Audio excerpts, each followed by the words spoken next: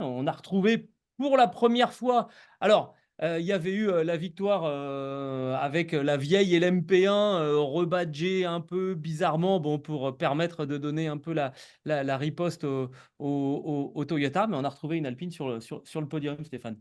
Oui, c'est le taulier lui-même qui fait le constat, Nicolas Lapierre. Il dit: «Il y a à peu près enfin, il y avait tout ce qu'il fallait pour être réuni pour faire une belle performance».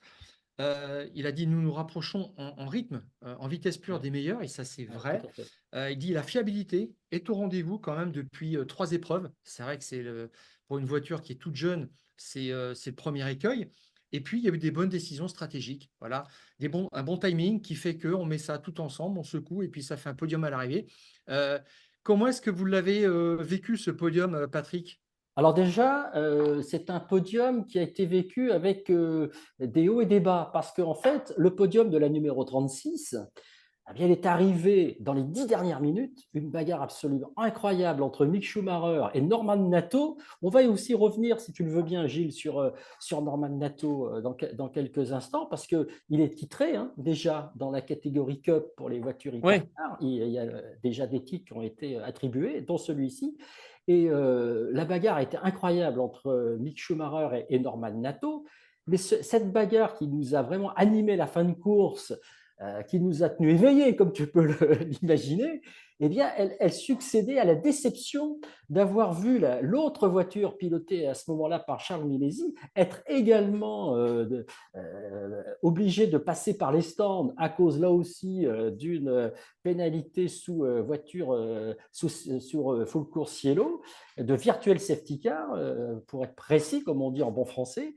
Et c'était cette numéro 35 qui, à un moment donné, est arrivée sur le podium. Énorme, donc coup du sort pour cette voiture. Et à ce moment-là, eh bien, c'est la 36 qui a pris le relais pour offrir ce podium à Alpine. Pour revenir sur la course en elle-même, la façon dont on l'a vécue, eh bien,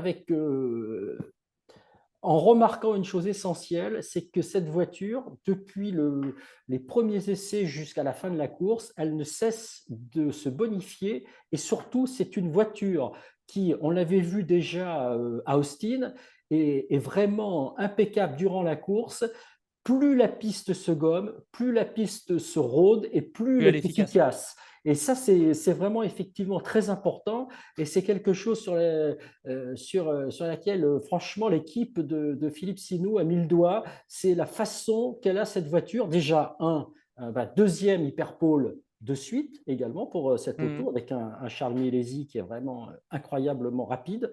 Et ensuite, il y a, comme vous l'avez dit, la fiabilité, la stratégie et cette voiture qui, franchement, évolue positivement au fil des heures.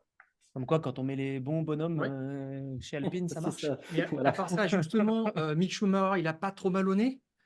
À force de se faire claquer des portes, en Formule 1, Ouais. il y a eu Ah, on Non, est parti! il y a eu écoute, une OK. Mercedes en mais début c'est d'année, vrai, c'est il y a eu vrai. Alpine concrètement, hein, Oui, pour Oui, oui, oui, remplacer, tout à fait. Esteban Ocon.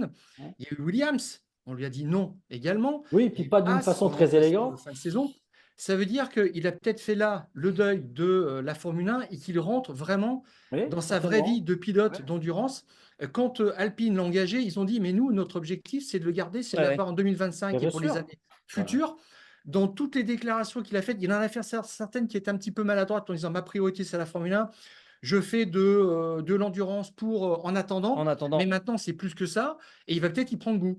Ben, c'est à se demander s'il en a pas déjà pris goût. Déjà parce que, bah, ne serait-ce que, sa vélocité, parce que bon, on peut dire ce qu'on veut, mais franchement, aucune erreur, hein, pendant, cette énorme bagarre sur ce tracé de Fuji et on pourrait y revenir aussi, bah, il y en a des pilotes très expérimentés qui se sont fait piéger sur, ce tracé de Fuji. Dès que vous sortez de la trajectoire, eh bien, il y avait tellement de poussière et de gomme que tout de suite, bah, c'était pas évident du tout et se battre comme il s'est battu, pratiquement côte à côte, hein, les deux, à un moment donné, ils étaient côte à côte, Norman Nato et lui. Franchement, ouais, franchement, il a prouvé qu'il avait bien compris ce qu'était l'endurance. On peut penser qu'il s'entend plutôt bien avec ses équipiers. Moi, je ne suis pas dans les secrets de l'équipe de Philippe Sino, mais franchement, il doit être avec un encadrement qui lui convient aussi, bah, mmh, ce qui fait que petit à petit, il réalise de belles performances. C'est lui qui prend le départ de la course. C'est lui qui conclut la course, comme quoi, ouais, franchement, là, il a pris sa place.